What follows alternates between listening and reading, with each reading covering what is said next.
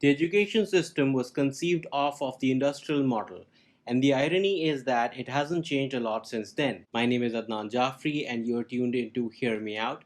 If you're new here or visit us often, please subscribe to hear more and more from us. The problem with our education system is that it hasn't really gotten any better. Well, I'm not talking about the Ivy League colleges that are fancy. Instead, it's the masses I'm worried about.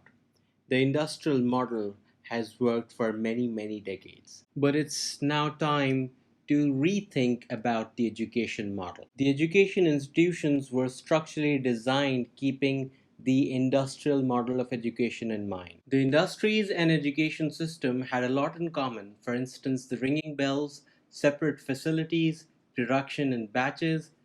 The weird part is that these similarities are still to be found. With this production line mentality, we cannot train our kids for 2020. We have already wasted the future of millions putting our youth through this industrial model of education and wiped off creativity and intelligence. The educationists are teaching the youth with subjects which they feel are important. The professions that were meaningful at their time are now getting obsolete very fast, just like the typewriter and the telephone. Science is given more importance than arts and humanities. Reminds me of a story of Gillian Lynne. She was a highly acclaimed, famous ballerina dancer and a choreographer. She did something with cats that shook the world. So, Gillian Lynne wasn't good at school, so her mother thought that she would take her to a doctor. She booked an appointment and she talked all about Gillian Lynne to the doctor in the hospital while she sat there peacefully.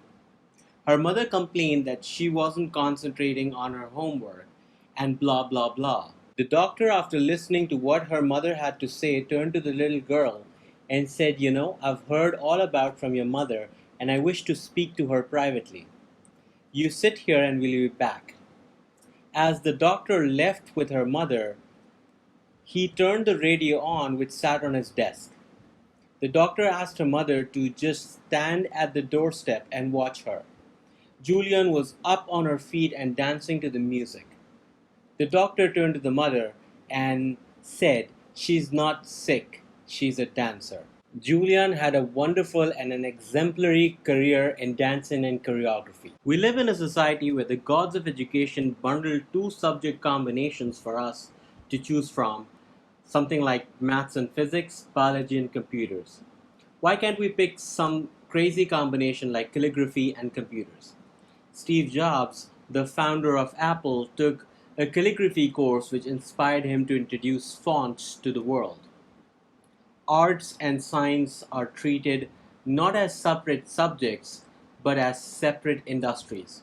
The beautiful Samsung Z Flip is only engineered after an artist draws it out on a canvas. Our education system advocates on how important it is for students to have a good memory. We are more interested in teaching the three laws of motion, but rarely do we seem to apply it or witness it in real life. Dear educationists, the mind does a lot more than just memorize. The Bloom's taxonomy has multiple levels, and we are just stuck with level 1.